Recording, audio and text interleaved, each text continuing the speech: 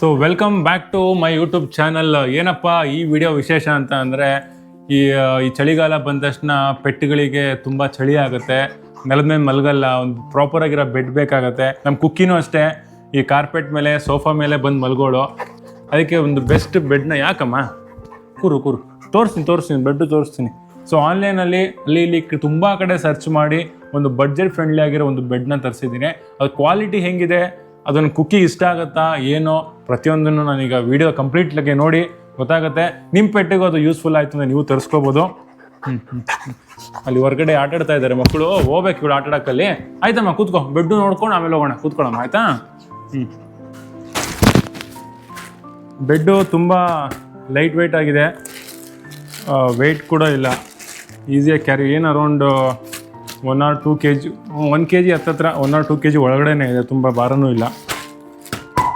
ಈಗ bed open ಮಾಡೋಣ, quality ಹೆಂಗಿದೆ ಚೆಕ್ ಮಾಡೋಣ. ಕುಕ್ಕಿ ಓಪನ್ ಮಾಡೋಣ ಬೆಡ್ಡು.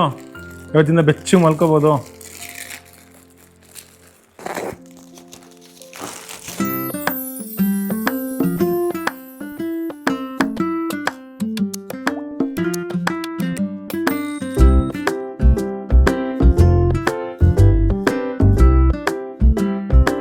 ಸೊ ಇದು ಸೈಜ್ ಇಷ್ಟು ಬಂದಿದೆ. ಸೊ ಕುಕ್ಕಿ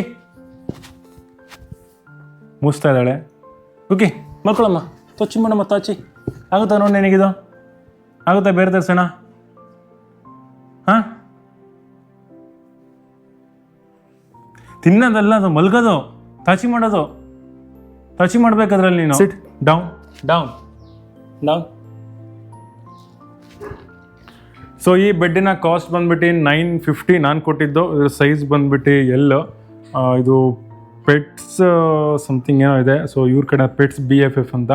ಸೊ ಇವ್ರ ಕಡೆಯಿಂದ ತುಂಬ ಚೆನ್ನಾಗಿದೆ, ಸಾಫ್ಟ್ ಆಗಿದೆ, ಚಳಿಗೆ ಒಳ್ಳೆ ಕಂಫರ್ಟೇಬಲ್ ಆಗಿರುತ್ತೆ ನಿಮ್ಮ ಪೆಟ್ಟಿಗೆ.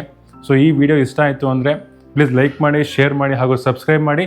ನಿಮ್ಮ ಪೆಟ್ಟಿಗೂ ಈ ಬೆಡ್ ಬೇಕಿತ್ತು ಅಂದರೆ ನಾನು ಲಿಂಕ್ನ ಡಿಸ್ಕ್ರಿಪ್ಷನಲ್ಲಿ ಹಾಕಿರ್ತೀನಿ, ತರಿಸ್ಕೊಳ್ಳಿ. ನಾನು ಮುಂದಿನ ವೀಡಿಯೋದಲ್ಲಿ ಮತ್ತೆ ಸಿಗ್ತೀನಿ. ಅಂಟಿಲ್ ದೆನ್ ಟೇಕ್ ಕೇರ್, ಬಾಯ್.